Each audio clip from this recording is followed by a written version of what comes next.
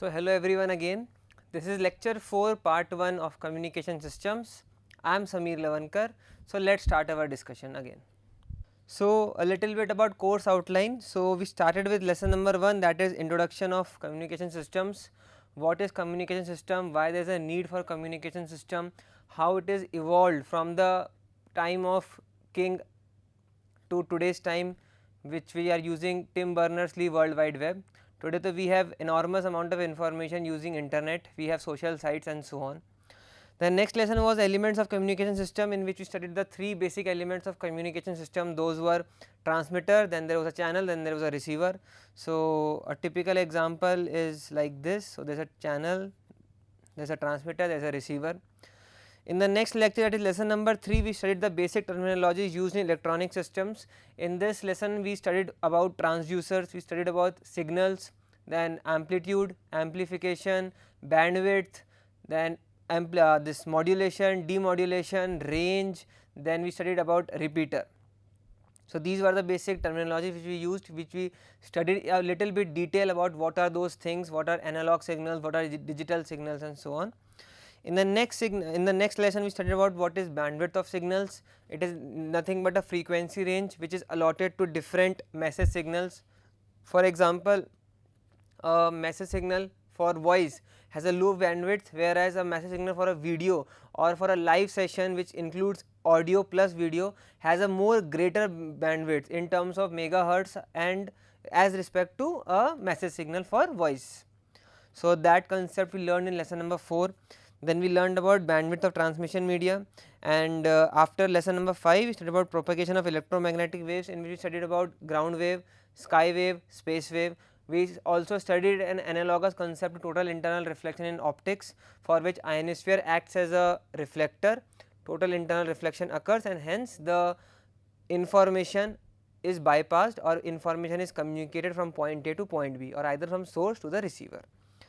Then next is we are talking about modulation and its necessity, and after modulation and its necessity, the final concept of this complete series of communication system will be amplitude modulation. So, let us convey or let us further ado the lesson number 7, that is modulation and its necessity. So, in the last lecture we studied about the factors which are required why there is a need for a high frequency signal to go for a long distance and why a low frequency signal cannot go for longer durations, longer ranges, not duration, longer ranges. So, first was the size of the antenna or aerial, this was being told to you in the last lecture very clearly. The next was about the effective power radiated. We understood from this concept that effective power is directly proportional to 1 upon wavelength squared. So, this was the concept being understood in this slide here. The next concept was about mixing up of signals from different antennas, which was being analogous to a crowd, and if you are the source or if you want to receive something from all those students which are in a crowd, it is very difficult to hear, and hence high frequency signal or a carrier wave is very important or very useful when you need to bypass or when you need to communicate a low frequency signal from point A to point B. So, this were all being communicated to you in the last lecture only. In this lecture, let me start from this concept here. I think if I am not wrong, I have actually completed till this point in the last lecture. So, now let us move on to the next point, the next slide. So, please look over here carefully. So, the carrier wave may be continuous or sinusoidal or in the form of pulses as shown in the figure. So, anything in form of rectangular blocks as shown in the figure on the right is known as a pulse, So, pulse is also a type of sinusoidal wave only, but the point is that the wave is of this nature, this is known as a pulse. So, now the carrier wave may be continuous or in the form of pulses as shown in the figure. So, it is shown in the figure. Now, there is a mathematical formulation, please look over carefully, not a very difficult mathematical calculation, but because the terms are almost similar, so it may be confusing. I will explain it very carefully, please look over now. So, here a sinusoidal carrier wave can be represented as C of t, means let us say we are writing the function as C, which is a function of time, which is equal to AC sin omega Ct plus phi. So, here this C corresponds to carrier. So, this subscript represents carrier wave, that is why a subscript of C is used. Okay. In later things we may also get a subscript of M, where it will come I will explain to you at that point. For now let us simplify us, and so let us assume that a sinusoidal carrier wave can be represented as AC into sin omega c into t. So, the maximum value of this wave can attain a maximum of AC value and a minimum of minus AC value, and it passes through 0 also. So, somehow the wave is like this with an amplitude of AC and it moves on. It has a period of, it has a time period capital T. So, where Ct is the signal strength, please make sure it is a signal strength, as we already also learnt in the concept of attenuation and modulation, that what is strength actually, it is just the amplitude of the signal wave which is passing through. So, hence C of t is the signal strength, which can be measured in either voltage or current.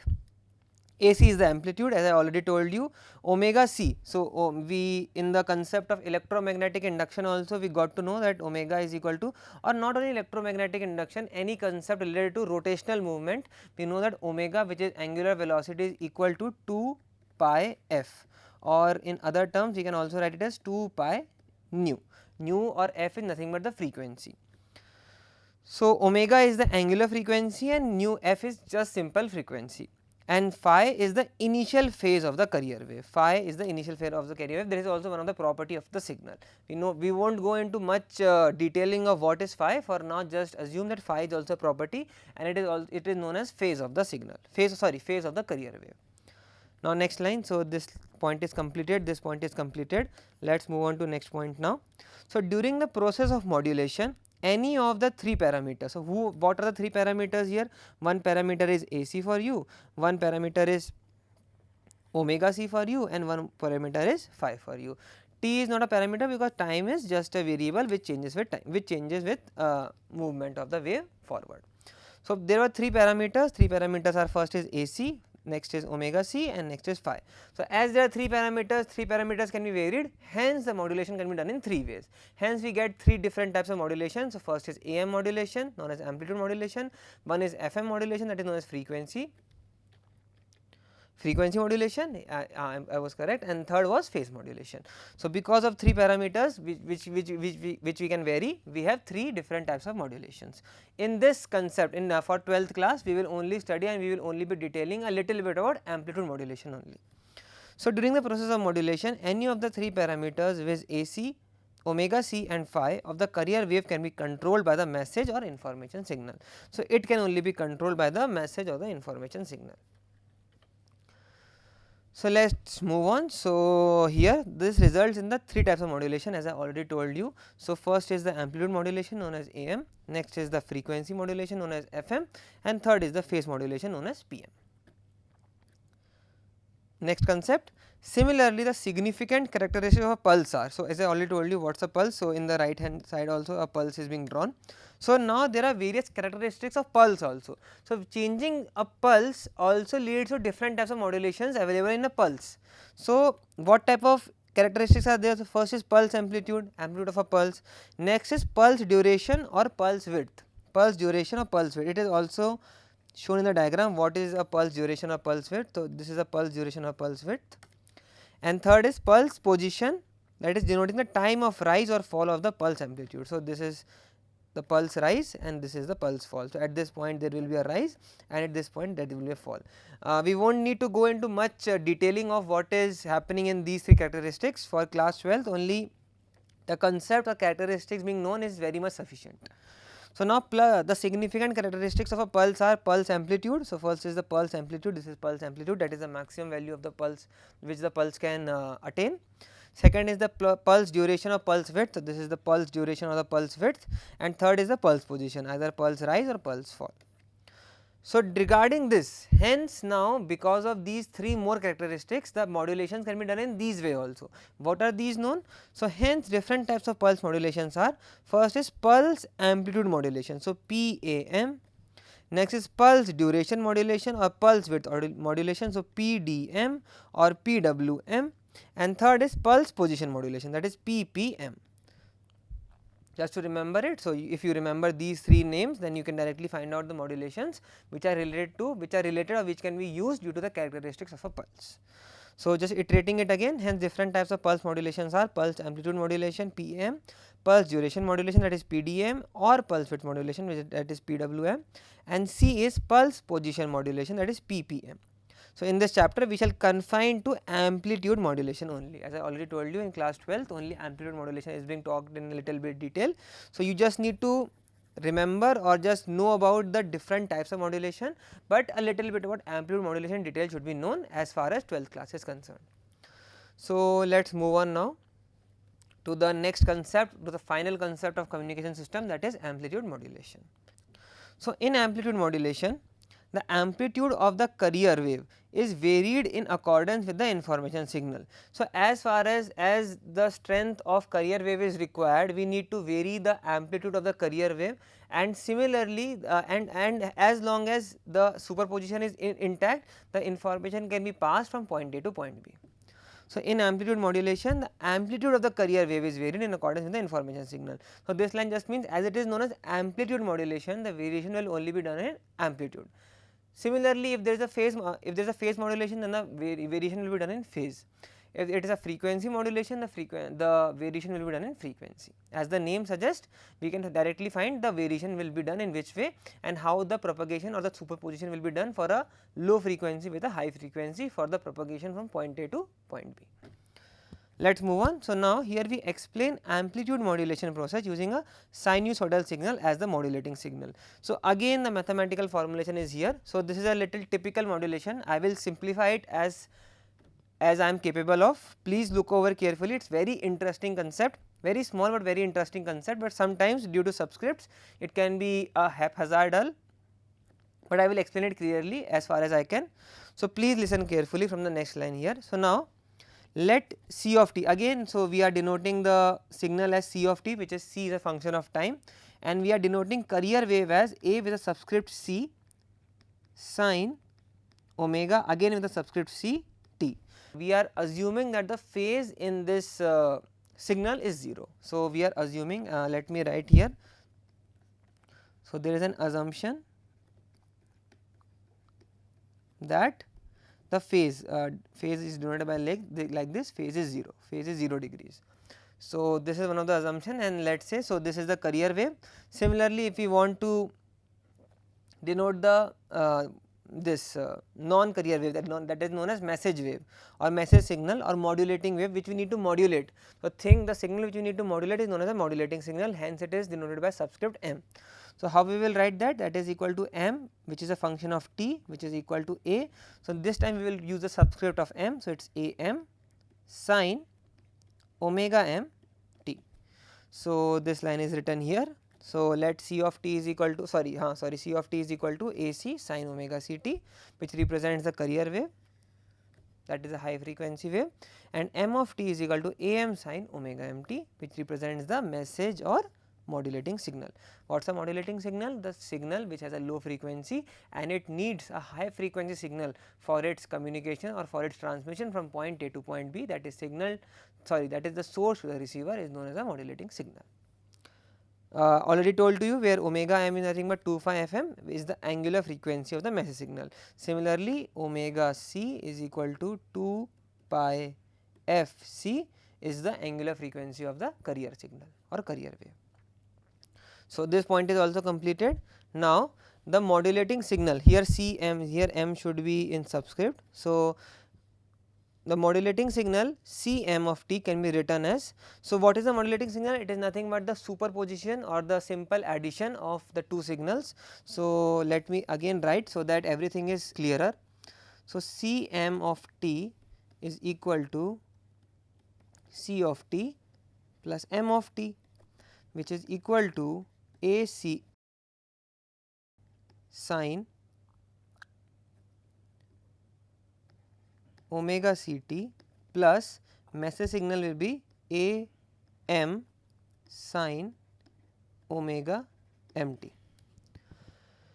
When you will superimpose both of them, you will get this equation, that is a c plus a m sin omega m t completely multiplied by sin omega c t. When you will calculate or take out AC from here, you will get AC as common multiplied by 1 plus AM by AC into sin omega mt, and sin omega ct is outside only. Sin omega ct is outside. After this, so this is the line written here, that is only AC if put out common. So it becomes this equation here. Next equation is just the similar terms, but now we are writing a new sign here, which is known as mu. So what's mu here? Mu is nothing but AM by AC. So this is mu here. Just to iterate what has happened here, so we just opened the brackets in this equation. So the equation became AC sin omega ct plus AM sin omega mt sin omega ct.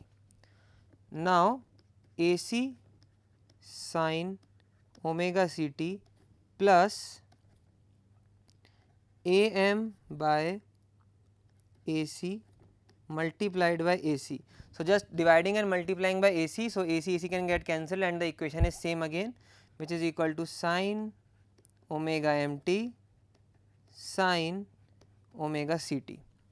So just denoting this by mu, we get AC sin omega ct plus mu times AC sin omega mt sin omega ct. This is nothing but the equation which is written here, which is AC sin omega ct plus mu times AC sin omega mt sin omega ct. So this is nothing but the modulated signal. Let us move on. So here mu is equal to AM by AC. So please make sure that this is a new concept and this is known as modulation index. Please make sure a question can also come in your exam that please find out the modulation index. So modulation index is nothing but amplitude, maximum amplitude of the message signal divided by the amplitude of the carrier wave. Next is, in practice mu is kept as less than 1 to avoid distortion. So as it is quite simple only that AC will be, as carrier wave has a carrier wave will be having a greater amplitude and the message signal will have a smaller amplitude, hence mu is almost always kept less than or equal to 1. Next is using a trigonometric relation. So this you have already learnt in your mathematics classes. So just using this concept to denote this by different forms. So if I will continue the calculations here, then it will be AC sin omega ct plus mu times AC multiplied by half of cos of omega m minus omega c into t minus cos of omega m plus omega c into t. So this is nothing but the use of this formula here. So when you will use this formula, you will get this equation written here. This is nothing but the, let us say this be A and let us say this be B. Hence we will get this formula which is similar to this formula written over here, which is AC sin omega c by 2, then mu AC by 2 into cos of omega m minus omega c t minus mu AC by 2 into cos omega m plus omega c into t. Here omega c minus omega m and omega c plus omega m are respectively called the lower side and upper side frequency. So this is again a informative part only, that omega c minus omega m and omega c plus omega m are also known as lower and upper frequencies. For this lecture, let me conclude here only, because after this there is much more mathematical formulation to be conducted.